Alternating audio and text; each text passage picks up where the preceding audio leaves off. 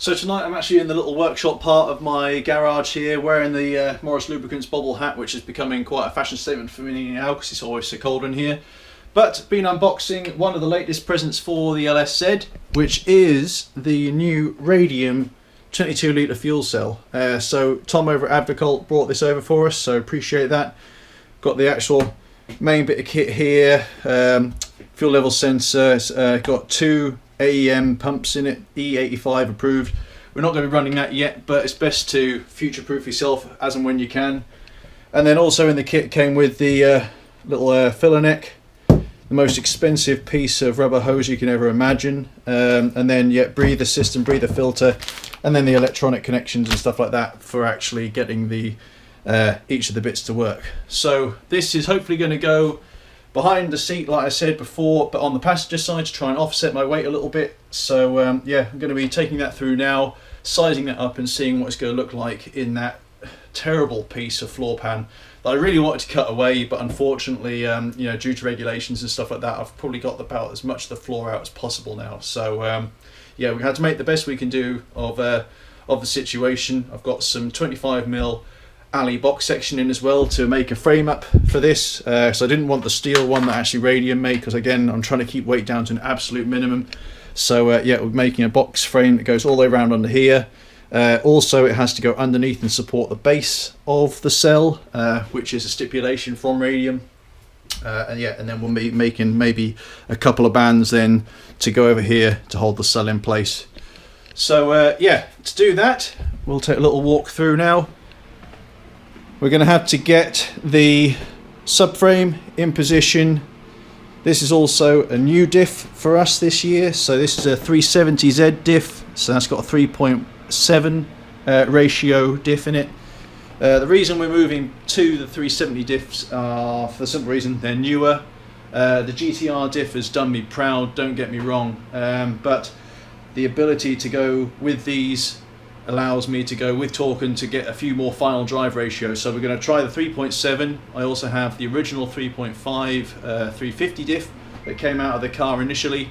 So we're going to give those a bash with Yogi at T-side, see what we think of those, and then if we decide we want to go for like a 3.7 and a 4.4, yeah, we'll have a chat with Torque and we'll get those final drive ratios ordered in and get that bundled up. But for the time being, we'll just get stuck in, put this in place, get the prop in place, and then we can find out roughly how much space we've got to actually fit the fuel cell.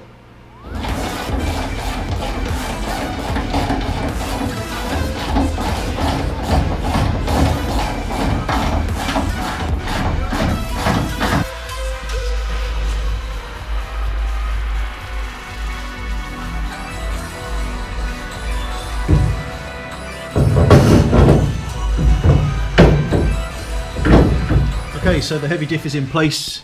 Anyone that knows what, let's see, get the light on this thing again, what this thing is for on the diffs, please let me know, because I want to know if I can cut it off, because my god, it keeps getting in the way. But yeah, we've got that in place. Got the standard 350Z prop in, which is a nice lightweight carbon version. We unfortunately won't be able to use that, but we are hoping to go for the single piece this year rather than using the center bearing style that we've always had in the past.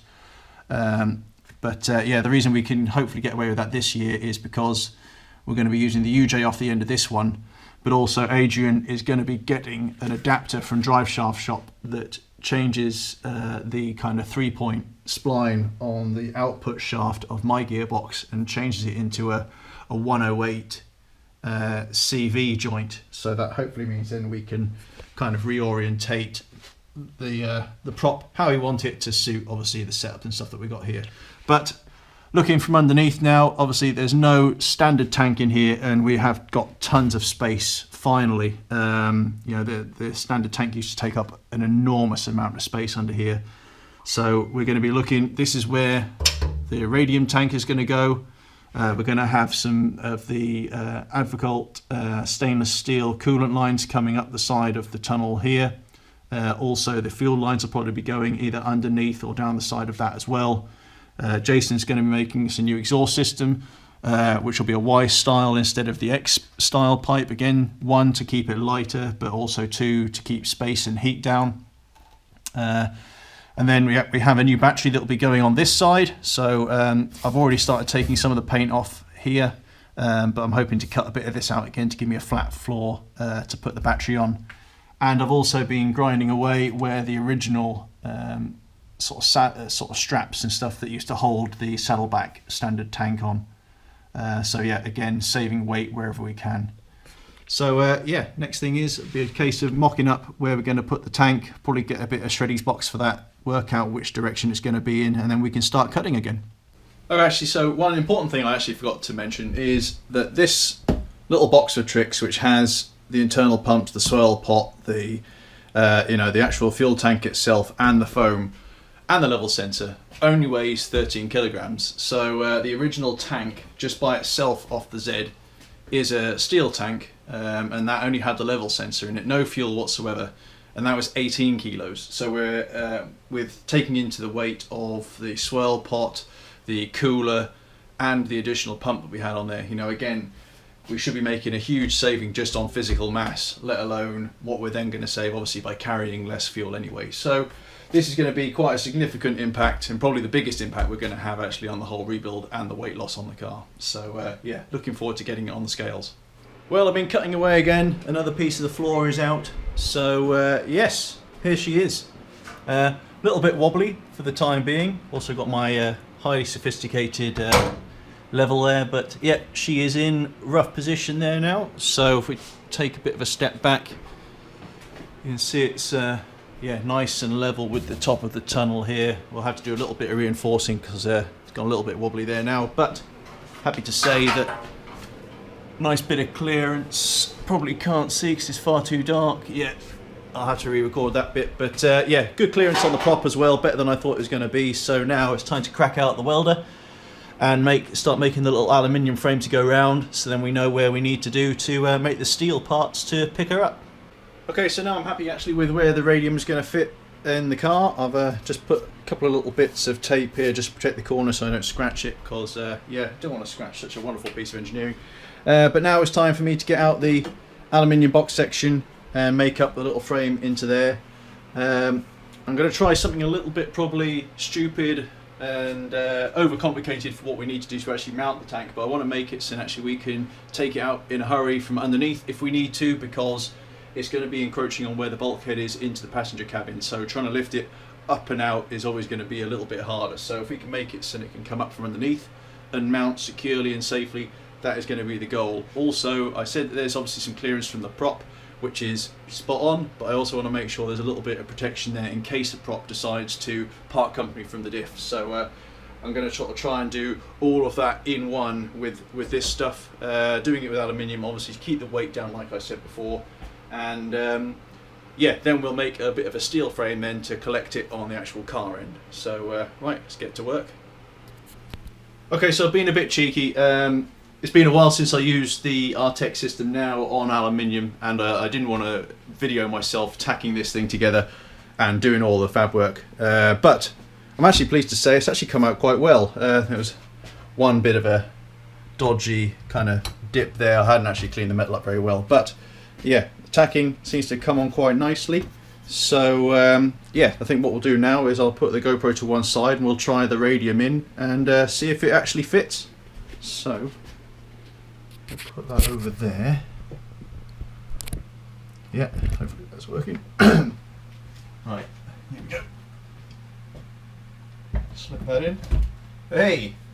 And boom! Look at that. Perfect.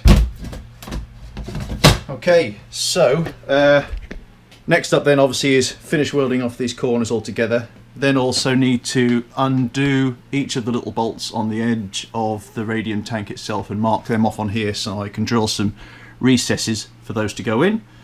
And then work out whether I want to put the additional frame on this side going round underneath and up the other side, or on this one. But yeah, let's get to work on that and see what happens next. But this thing always amazes me when I use it. Absolute monster of a bit of kit, and yeah, I think I only ever tickle the actual full capability of it, but yeah, it does me proud. So yeah, here we go. Okay, well that's all welded up. Some of the nicest alley welding I think I've ever done. Yeah, if you're a pro guy, don't be too harsh, but yeah, I'm pretty chuffed with it. Unfortunately, yeah, I forgot to turn the GoPro on as I was welding that, so yeah, sorry you missed that bit. So yeah, now I'm going to get on and do the holes along here, and then we'll get ready to build the rest of the frame.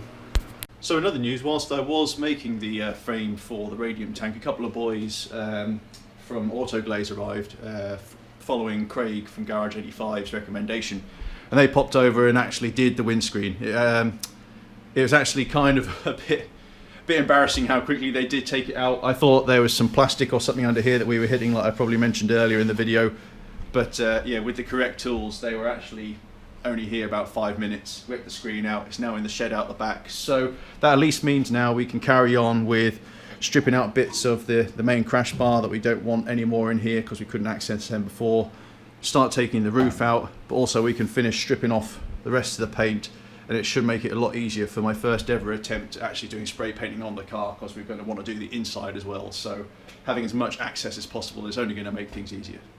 Alright, so I've done a bit more on the tank. You can hear in the background Del is stripping the paint off the LSN at the moment, so I haven't done a great deal of filming this morning, but now we actually have the holes in position for each of the bolts on the tank. So if I put that there and I very carefully lift this up, you can then see that now goes flush to the bottom of the tank. So I now need to make a couple of riv nuts in here and a band to go over the top on each side to hold the tank into this. And then actually, yeah, I'm now going to go also and take this frame into the car and see how I'm going to be able to actually make the steel part to hold this into the chassis itself. Well, that took some doing, but I'm glad to say that each of these are ready to be made. So these are the pieces that will go underneath or down the side and then underneath the tank. Also we can then mount a plate on the front of here if we want to, then to protect the tank from the prop shaft if needs be. But yeah, I think next investment for me will be a bandsaw, because yeah, it took ages for me to mark up and cut these sort of precisely as I can with a hacksaw. I tried it with the angle grinder and yeah, made a bit of a hacking mess of that. So yeah, a bit of a shame, but ready for the welder now.